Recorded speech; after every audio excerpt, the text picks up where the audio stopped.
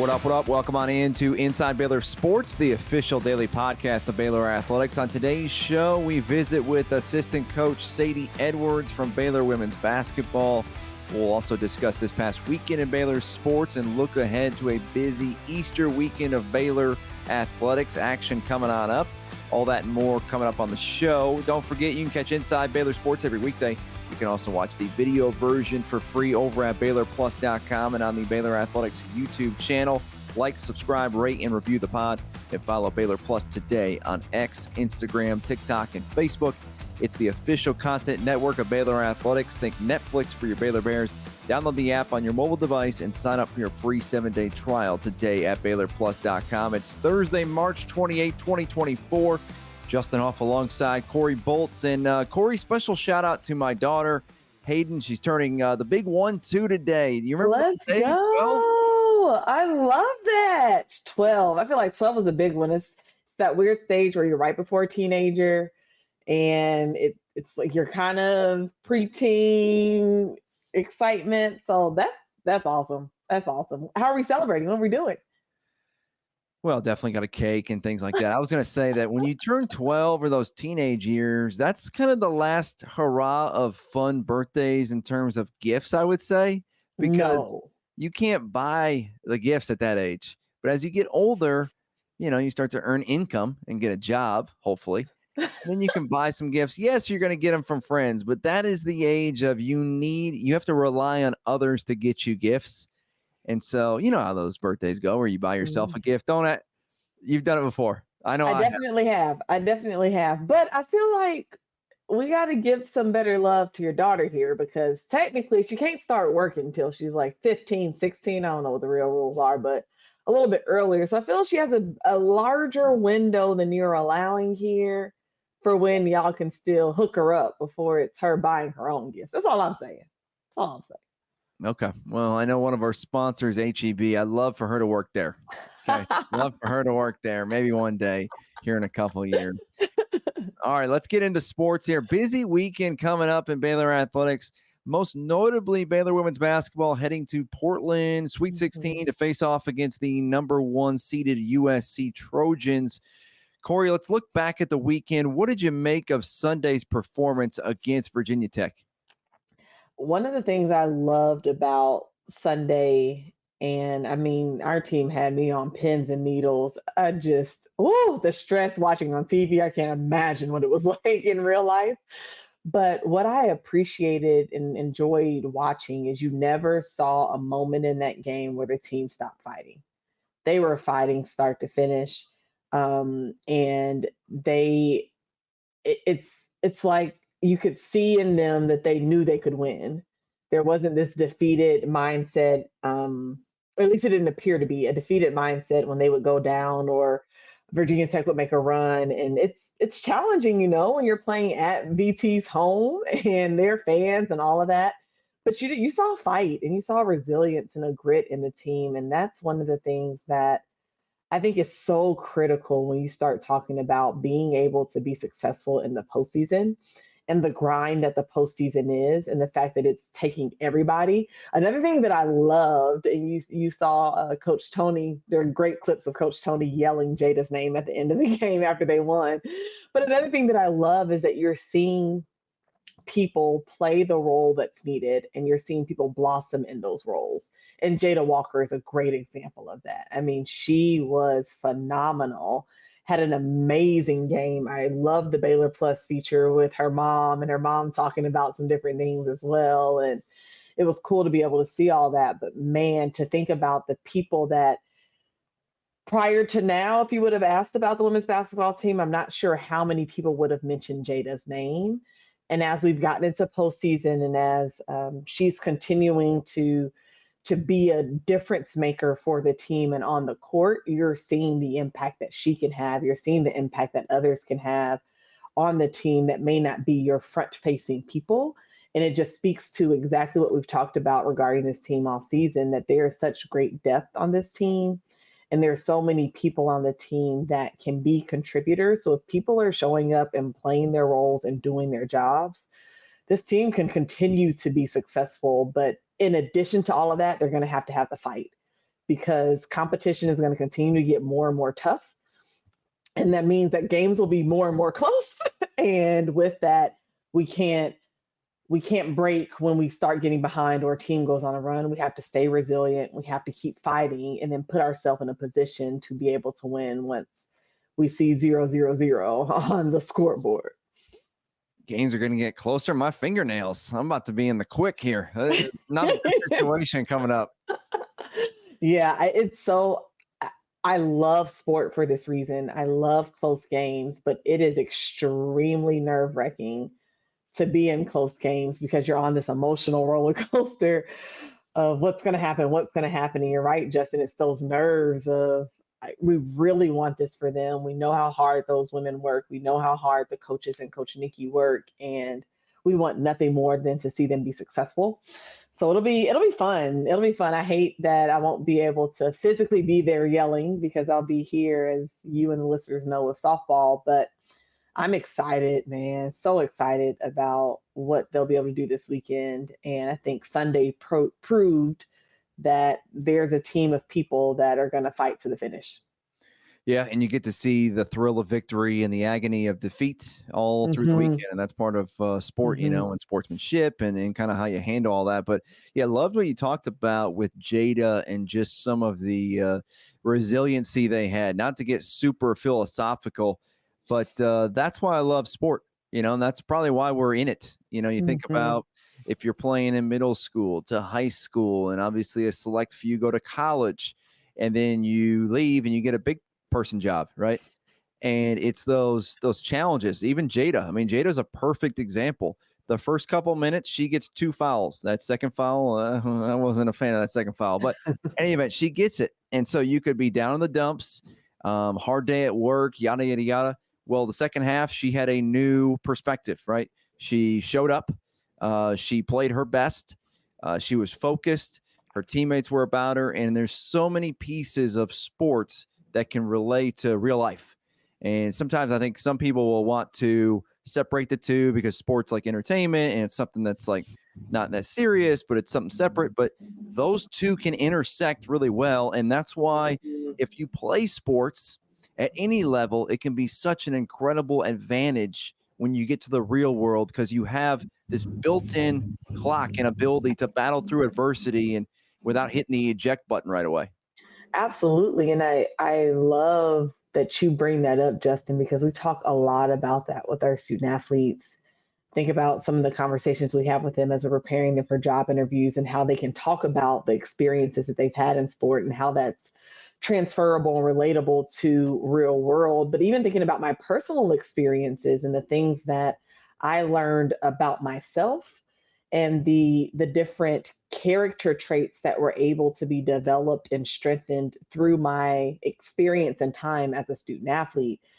And I learned a great deal about resilience and a great deal about teamwork and empathy and grit and just this level of leadership and leading without a position. There's just so many things that you can learn through and from sport. And I appreciate that call out. We were talking with our softball team at the beginning of the season about, and I use the analogy of bend not breaking, but about resilience and the fact that sport is such a roller coaster sometimes that we have to stretch that resilience muscle. And whether we want to or not, we're going to be put in positions where it's going to be required.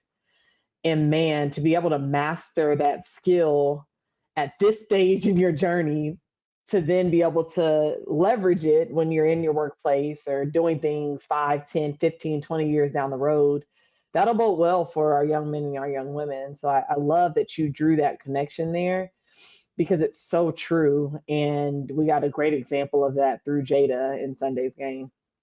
It's now time to welcome in Baylor women's basketball assistant coach and recruiting coordinator, Sadie Edwards. Sadie, appreciate your time. Let's begin by talking about the Virginia Tech game. Our Baylor Plus crew mic'd you up this past week, and during that video, you told the guards we're going to go as far as you take us. Fortune teller, a visionary maybe. You were spot on. Yeah, I'm really, really proud of our guard group. I mean, our entire team especially, but our guards, I said it to them in the video. I'm not a prophet or a fortune teller or visionary, but I think throughout the season, we're at our best when Sarah Andrews, Jada Walker set the tone and the pace for our team. When those two play aggressive, they make really good decisions. They put a lot of pressure on opposing defenses. And so I was just really proud of their efforts while we were in Blacksburg. I thought both of them made a lot of huge plays for us down the stretch to help us come out of there with 2 wins and be one of 16 teams left in the field. Sarah was big in the first half, and then Jada in the second half really took over 26 of her 28 points in that second half. And I got to give you guys credit. Sometimes you won't see it. Sometimes you'll see a hot hand, and teams won't feed the hot hand as much as maybe the fans or others would like, right? But Jada, she was the hot hand, and you guys let her cook, let her go. Yeah, absolutely. And I know Nikki's exceptionally bright. Like, she's a fantastic play caller, head coach. I thought that she called a phenomenal game. Our after timeout execution was on point. We knew that Jada was the hot hand, and we knew that that was maybe a matchup that we really liked and that we could exploit. Jada is a fantastic pull-up jump shooter, and so with the way that Virginia Tech was defending, that shot was pretty much available. I thought she did a really good job, though, mixing it up and getting all the way to the rim, putting pressure on their defense by getting to the free throw line. I know she was 9 of 10 there as well. And so, yeah, we didn't want to go away from her. I think I'm so proud of Jada because what she did was really, really difficult. We tasked her, obviously, with defending one of the best players in the country, in Georgia Amore. She picked up 2 early fouls and had to sit the majority of the first half. For a lot of players, sometimes that can take them out of their game mentally, disrupt their kind of rhythm and flow. But then as soon as the second half got kicked off, she was aggressive defensively, guarding one of the best players in the country, and did a phenomenal job with that. And then offensively, she carried us. And that is really, really difficult to do. So hats off to Jada Walker. She was awesome. We are so proud of her. Now thinking about it, you mentioned one of 16 teams remaining. Great job, great season so far for Baylor. You think about that Vatech win. That's a place that's really, really difficult to win at. They had one of the longest home winning streaks, 26 games. Yep. For you guys right now, I guess, what's the mindset? I mean, how much are you pumping on adrenaline? Maybe not a lot of sleep lately. Just thinking about where you are right now. Where are you guys at as a team? I think we're in a really good spot. I think that all of the experiences that we went through this season, the ups, the downs, the highs and the lows, the losses, the wins, prepared us for that moment. As you mentioned, like, Virginia Tech is an awesome, awesome, awesome basketball environment, right? Like, it was packed out. We had a small little section of Baylor fans pulling for us, but there was not that many comparatively to how many Virginia Tech fans were there. And so for us to be able to pull out a win in that sort of environment, especially one that, extends your season for another week is really awesome. I think we're excited, but I think we've kind of come down from that. And, our girls are really, really focused. We have a very, very formidable opponent in USC that we're seeing on Saturday. And so we have to be locked in to our game plan, and so we can execute it at a high level. Don't want to bury the lead here. So Sadie played at USC. You know all about the Trojans, right? Those uniforms, just everything that is with USC. And so you've coached against them when you were at Oregon. Mm-hmm. But what's it like to, study the tape on them, knowing you're going to go up to play them? It's got to feel different for you than any other opponent, right? Yes and no. I think that in some ways I have a little bit of familiarity with them because obviously last year when I was at Oregon, I coached against them, but they're a completely different team, obviously, with the addition of Juju Watkins, who's one of the most dynamic scorers that the game has seen. But not just her, because they've added a lot of really good additions from the portal. Their Ivy League additions are really, really good and contribute to their team in a lot of ways. And so I know some of the things they did last year, but, they're doing a lot of different things, and hats off to Lindsay Gottlieb. She's done an amazing job, her and her staff this year. They've played at a high level all year. And so I'm just really looking forward to it. It's an awesome opportunity. It's a great matchup for the game. Both teams have had pretty good seasons, and so it should be good. And of course, you played against her old teams, right, when she was at Cal. So you've played against a lot of Lindsey Gottlieb teams as she's been really living there in the Pac-12 for several years. When you think about this USC team, you talked about it. We had Caitlin Bickle on the show yesterday. We really went through their personnel, but Juju's there, and then they've done a great job with the transfers, right? You mentioned it, with really getting the transfer from Harvard, Columbia, and Penn to particularly Mackenzie Forbes. But to have people around Juju, and then you have Marshall as the center, I mean, there's a reason why they're a number 1 seed. Yeah, absolutely. They've done a really, really good job, I would say, with their roster construction and the way that they utilize their pieces. They all complement each other so well. They're a really talented team, and I think they play to their strengths really well, which is really good, right? Like, that's a sign of good coaching. She puts their student athletes in positions to succeed on the court. When you look at their team, 4 of their 5 starters are 6 feet or taller. That's the thing that stood out to me, novice fan here. Like, dang, they got some height, but you guys got some speed. So it's contrasting styles, and just seeing how it all shakes out should be really fun. But is there any I guess, what kind of challenges does that present going up against a team that does have some height like that? I mean, I think it just means that we have to be tough, be physical. We can't change our size in a few days, but we got to make sure we make a diligent effort to help each other out on both sides of the floor, to box out, to rebound, to be physical. That's kind of our MO defensively, like to play aggressive. That's pretty consistent in all of our games, no matter who we're playing. And so, yes, they are bigger than us, but we're up for the challenge. So it's really great. We're excited about it.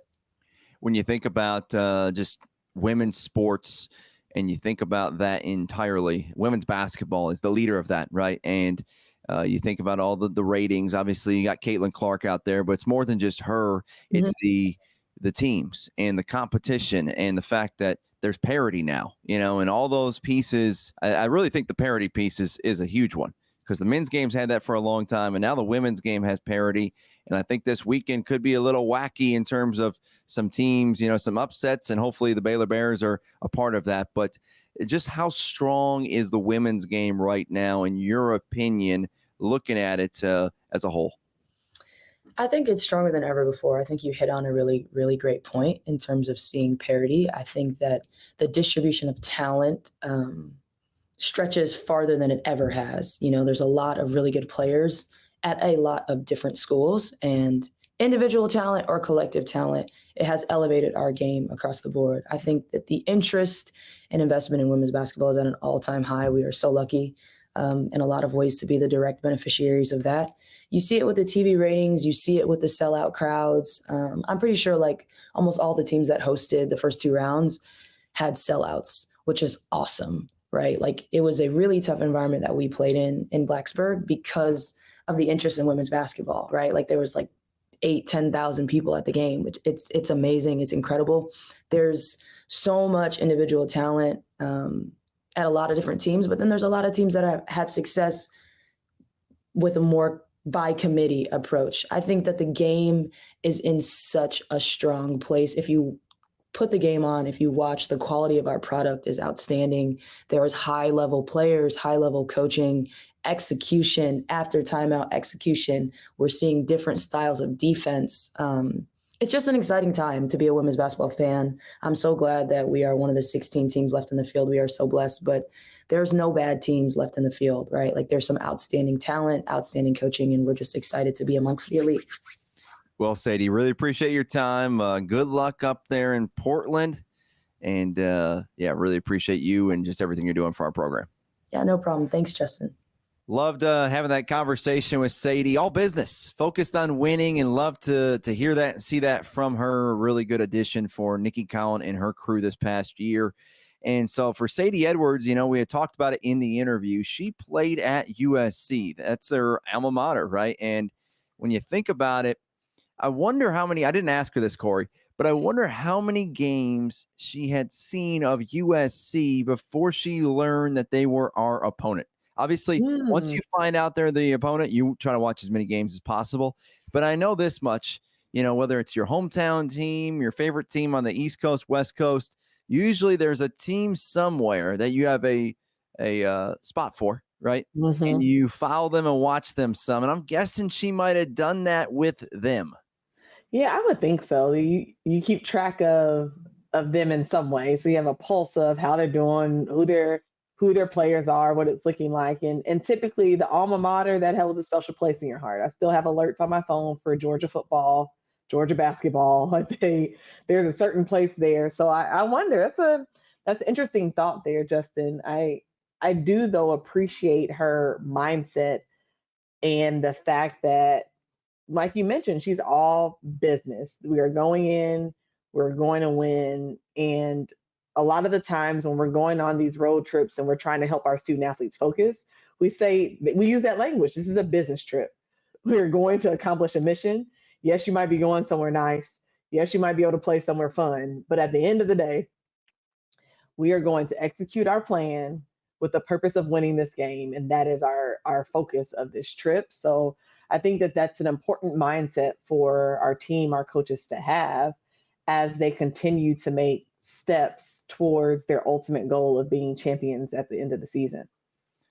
Yeah, and especially, for someone like herself who's super relatable to the players, having graduated, within the last, 5 to 7 years, a lot of the players look up to her. And so how the coach, assistant coach, head coach, however they react and act, that's a lot of times what the players will do. So love the fact that she's all business. They're super confident about their game plan. Looking forward to that coming up on Saturday at 4:30 on ESPN against USC. A lot of action, as we said, Easter weekend coming up. We'll take a look back this past weekend. Men's tennis, women's tennis. Right now, the men's team, Corey, they're 27th right now in terms of ranking, 16-7 on the season, 0-2 in conference play, but 12-3 at home. They went 1-2 this past weekend, fell to number 2 TCU 4-1 on Friday, fell to number 34 UCF 4-0 on Sunday, and then defeated Prairie View A&M 7-0 on Sunday. It's senior night for them against Texas Tech tonight. And I don't know, I didn't go back and check all this, but I don't remember the last time we had our final home match in March. I always talk to Coach Woodson about those April home matches that are like super hot and like 85 degrees. I love those tennis matches. This year, unfortunately, we don't have one. It's senior night already. Well, that's what I was just about to say. Is you're saying senior night. I feel like I just have not been tracking well on tennis because I anticipated our senior night for tennis to be at some point later in April. And I'm not ready for that. Personally, I'm not ready for our last home regular season competition for tennis to be this week. That just seems so swift. But Coach Woodson has done a great job with that team. We've talked a lot about the competition that we have in our league. You're seeing it as well in tennis. I mean, some very good, strong programs, and our team is sitting in a good spot, but man, dropped some tough ones over the weekend, and hopeful that senior day is a great day for them, or senior night is a great night for them, and they can get some more wins in the win column and continue to be successful in their space. But gosh, that came so fast. Time is flying. Yeah, Texas Tech tonight at the Herd Tennis Center. Come on out, support, 6 o'clock Central Time. If you can't make it out, this is available on Big 12 now on ESPN+. And then the next 4 matches to finish out the regular season, all on the road. BYU, Oklahoma, Oklahoma State, and Texas. A couple of those teams definitely in the top 30. Really strong teams there in men's tennis. And then the Big 12 Championship, that's in Stillwater, April 19th.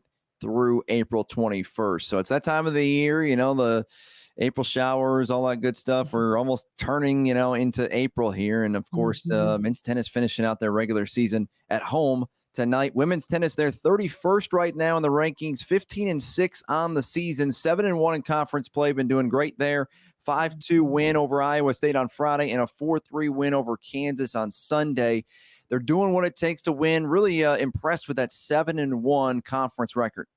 Yeah, absolutely. It's nice when you can have a little bit of dominance in the conference and you can make a name for yourself in that space. And really excited. This feels like years ago, but it was probably only a couple of weeks ago in all honesty. But you and I, Justin, were talking about women's tennis specifically, and the conversation I got to have with one of their seniors around how she felt about the level of competition in the Big 12 and her thoughts around what that would look like, and to see them having the success given the competition that exists within our conference. It's really cool. So happy for Coach Scrivano and that crew and what they've been able to do so far, and hopeful that that continues, right? We want to continue that trend and see them make some noise within our conference as they prepare for postseason as well. 2:00. They're on the road out in Provo, Utah, taking on the BYU Cougars. I'm sure it's picturesque out there with the mountains. Don't be checking out the mountains though when you're serving. No, can't get distracted with the beautiful atmosphere and the scenery. You got to focus on what you're doing. No doubt about that. Track, the Clyde Hart Classic, one of 3 home meets that took place this past weekend.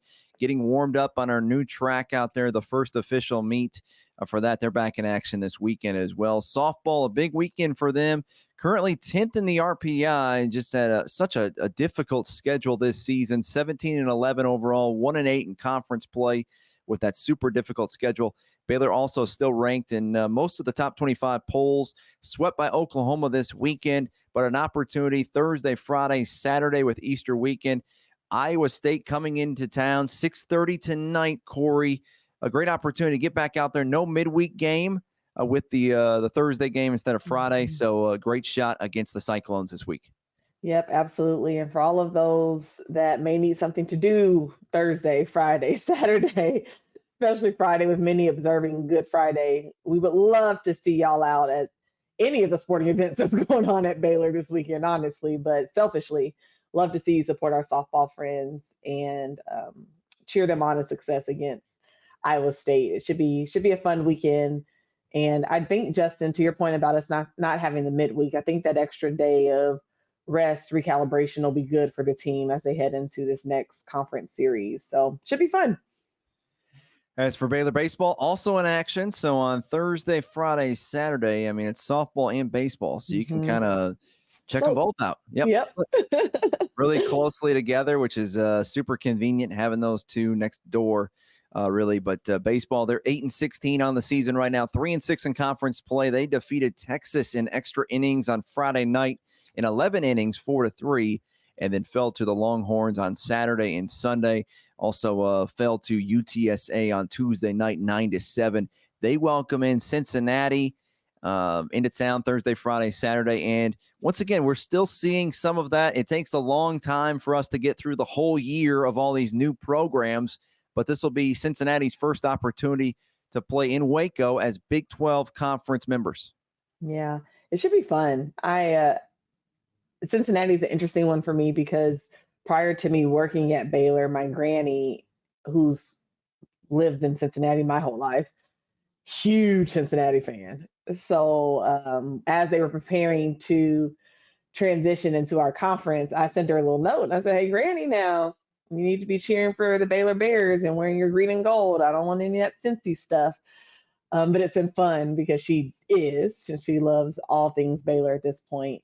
But it's neat to be able to welcome in new conference members and show them who we are, right? And allow them to have that experience. And we'll get to do the same when we go there. But we'll continue to do this over this year and next year as we welcome in the next wave of new friends as well. But it should be a good one. I haven't been tracking on Cincinnati baseball, so I'm not sure from a competition standpoint what it looks like. But I'm excited to just see a new team here and to get a little taste of what we'll begin seeing on an annual basis. And you could say this, I mean, these are really important. This is why every game matters, every inning, every play, as we saw this past weekend in basketball, no matter if it's Baylor or someone else. But first impressions, right? This will be Cincinnati's first opportunity to come here, at least recently, and to take in Waco, take in the Baylor ballpark, that brand new video board, and just everything that's going on there. So it really means something. I mean, this is more than just the game, bringing people in. I know this much.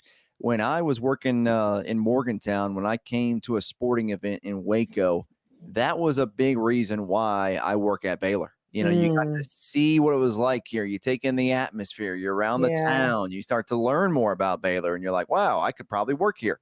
You don't get that feeling until you're actually here. And so these opportunities, they're big time. They mean more than just the student athletes on these things.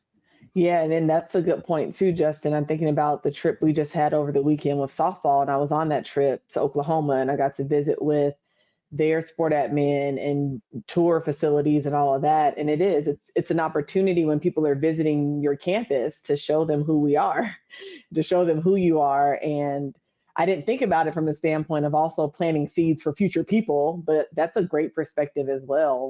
What seeds might be being planted for the people on the admin side that could have them consider us in the future for opportunities. So don't take for granted the fact that we get to welcome people in. I also don't take for granted the fact that we are Baylor and we get to welcome people in on Easter weekend. And there's some neat things we're talking about doing from a softball standpoint on Good Friday, just using the platform that we have to be able to share about Christ and to share about why even we're not doing a series on Sunday because of Easter observation. So I think about that too, and the additional layer of opportunity that we have from a faith standpoint to be able to share who we are and expose people to who Jesus is.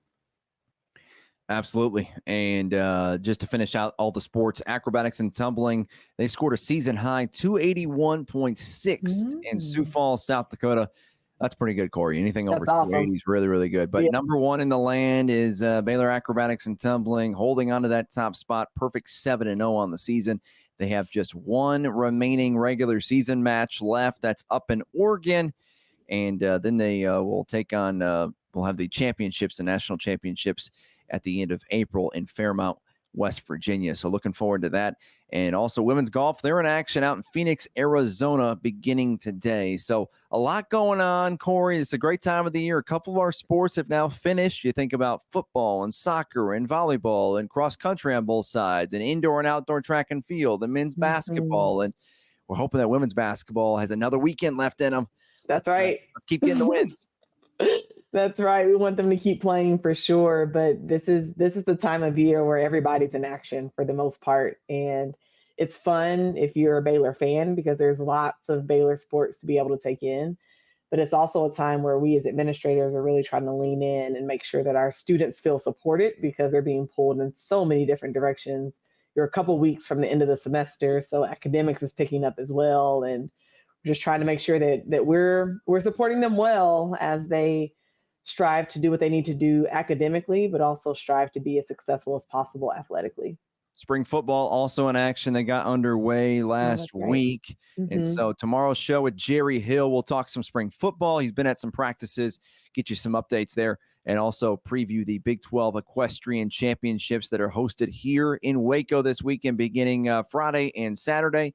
And then we'll have one final preview of Baylor versus USC. That's coming your way tomorrow. That'll do it for today's edition of Inside Baylor Sports, a Sport and Story production. Thanks for listening. For Corey Bolts, I'm Justin Hoff. Have a great Thursday, and Sic 'em Bears.